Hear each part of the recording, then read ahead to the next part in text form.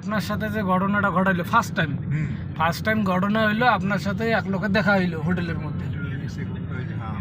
হোটেলের মধ্যে আপনার সাথে ফার্স্ট টাইম দেখা হইলো চায়ের দোকানে। আপনি সেইখানে তার লগে কথা বলতে ধরলেন, তার একটা ড্রাইভার দরকার। জরুরি ভিত্তিতে তার ড্রাইভারটা বরিশাল বাড়ি গেছে, তার বাপ মারা গেছে, সে আর আসবে না মানে আসবে মানে 1 মাস পরে আসবে বা দেরি হবে। ওর এই মুহূর্তে একটা ড্রাইভার জরুরি দরকার। তখন আমি পাশে থেকে আমি মনে করলাম যে তাহলে এই তো সুযোগ, আমার হাতে একটা ড্রাইভার আছে, তাহলে তারে লাগাই দেই কাজে। তখন আমি বললাম, স্যার আপনার ড্রাইভার লাগবে? তো আমার কাছে একটা ড্রাইভার আছে। হ্যাঁ, তাহলে যোগাযোগ করেন, যদি সে করে তা আমার কাছে নিয়ে আসেন, মানে করে। তারপরে দেখা গেল কি বেতন তো 26,000 কম নয়, ফিক্স 26,000 না? 26,000, হ্যাঁ, ওই 20,000টা হলো বেতন। আর লাঞ্চে প্রতিদিন 200, তাহলে 26,000 টাকা মাস। হ্যাঁ, 26,000। তারপরে হলো আবার আরো থাকা ফ্রি। তো এই যে সুযোগ খাওয়া নিজেরই আছে, খাওয়া তো দিয়ে দিচ্ছে, লাঞ্চ বিল দিতেছে। হ্যাঁ, আবার কি খাওয়া পারাটা মারাটা সকালে একটু খালাম, বিকেলে দুপুরে 200 টাকা দিয়ে দিলাম। দুপুরে তার 200 টাকা পুরো লাগবে না, খাইয়ে দাইয়ে নাচি গাইয়ে চলা যাবে। আমি তো মনে করলাম স্যারের চাকরির থেকে এই চাকরিটা মানে বিরাট উপকার, মানে বিরাট ভালো হবে। এই যে আমি সারা থাকার ব্যবস্থাও আছে। হ্যাঁ, আমার খালি একটু খাইতে হবে মাঝে মধ্যে, একটু অল্প বা আমার হয়ে যাবে। আমার অন্তত 22,000 বা 25,000 টাকা টিকে যাবে। হ্যাঁ, 24,000 টাকার মতো টিকে যাবে মাসে। হ্যাঁ, তো স্যারের সাথে মাঝে মাঝে দেখা হলে একটু সালাম দেবো, স্যার আল্লাহ রাখছে খুব ভালো, এরকম ভাবছিলাম কবটা। মানে বর্তমান যে চাকরি করতেছেন এই স্যারকে বলবেন, যদি দেখা হয় যে স্যার এখন আমি খুব ভালো আছি আপনার থেকে চাকরির থেকে, ওই চাকরিতে আমি খুব ভালো আছি, থাকা ফ্রি, 26,000 টাকা বেতন, আমি আল্লাহর রহমতে খুব ভালো আছি, এরকম চিন্তা ভাবনা করছি যে বলবো। এর মধ্যে দেখি কি শালা ওই আমার জামা কিনে দিয়ে। জামা কিভাবে কিনে দিল? কে কিনে দিল? জামাটা ছিঁড়ে গেছে, ও কলেজে চলে না, আপনার এক্ষুনি একটা জামা দিয়ে এটা খারাপ দেখা যাচ্ছে। মানে ওই লোকে আপনার চাকরিও দিল, হাতে ফির আপনার ছেঁড়া জামা দেখে সাথে 500 টাকা দিয়ে সাথে একটা জামা কিনে দিয়েছে ওইখান থেকে। 500 টাকা গায়ে দেন, ওটার উপর দিয়ে গায়ে দেন। আমি বললাম যে এইরকম লোক তো আমি আগে পড়বো না, আল্লাহ মনে অনেক দিন পরে আমার একটা লোক মিলাই দিয়েছে। যাক, আল্লাহ এইবার আমার দিক মুখ তুলে তাকাইছে। আমি মনে করছি ওই চাকরি করবো, আর স্যারের মাঝে মাঝে দেখা হলি কব যে, স্যার আসসালামু আলাইকুম, খুব ভালো আছি স্যার, আলহামদুলিল্লাহ, দোয়া করেন, এরকম কয়ে যাবো। কি ওই শালা মোবাইল যে নেছে, আইজও গেছে, কাইলও গেছে, পরশু দিনও গেছে, মোবাইল বন্ধ। মানে বুঝলাম না, আপনার কাছে একটা শার্ট কিনে দিচ্ছে। হ্যাঁ, শার্ট কিনে দিয়ে ওর কাছে এই স্কুলের একটা ছবি আমাকে একটু পাঠাইতে হবে এক জায়গা, আমার মোবাইলটা পড়ে ভেঙে গেছে। তা আমি আবার নিজের থেকে বলতেছি, তাহলে আমারটাতে ছবি তুলে পাঠাই দেন, সমস্যা কি, এটা তো কোনো ব্যাপার না।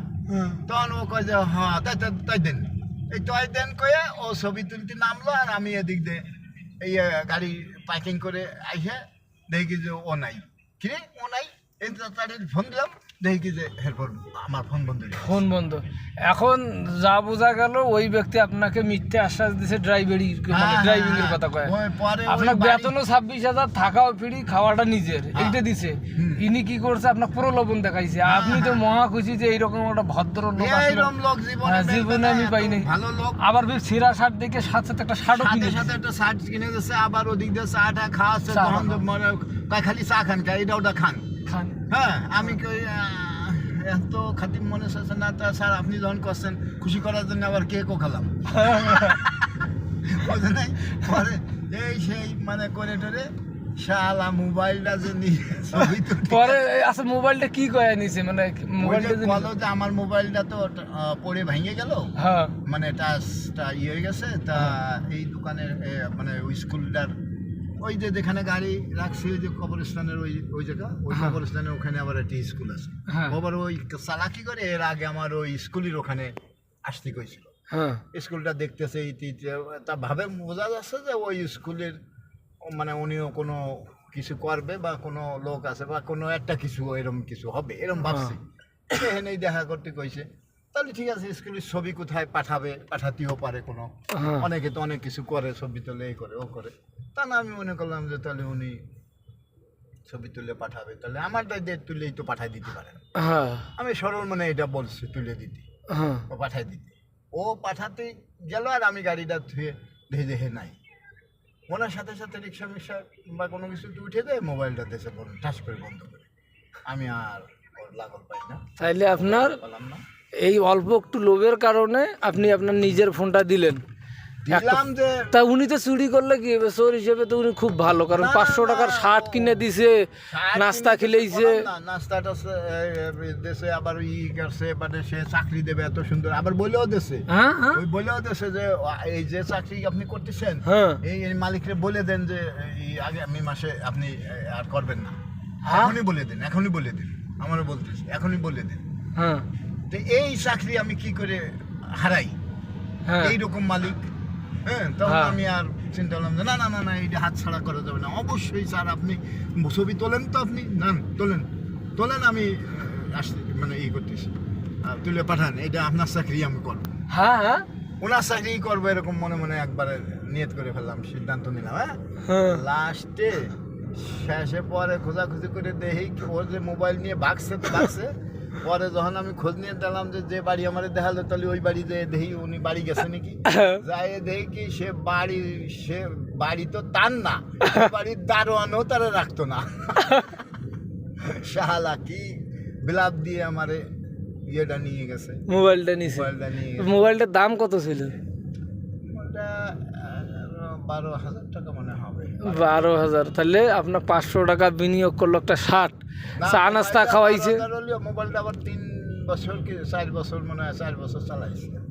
ও, তাহলে আপনার ফার্স্ট টাইমে 500 টাকা শার্ট কিনে দিল, দ্বিতীয় রাউন্ডে নাস্তা পানিও খাওয়াইলো, তাহলে আপনার শার্ট কিনে দিল, নাস্তা পানি খাওয়াইলো, আপনার উপর তো মোটামুটি তার ভরসা আছে, আর আপনার আস্থা ছিল যে না উনি ওনাকে দিয়ে কিছু একটা করা যাবে। হ্যাঁ, আপনার আস্থা ছিল। আবার বলতেছে হ্যাঁ? ওই মোবাইলটা যখন তখন কছে যে আমার আপনার পরিবারে কয়জন লোক সদস্য আছে আমার একটু জানাবেন, আর ওই কোরবানির ইটি দেবো, বস্তু দেবো, আর ওই যে কাপড় চোপড়ও কিনে দেবো। আমরা ওরকম না, আমার অনেক টাকা, মানে বাসা ভাড়াই পাই অনেক টাকা।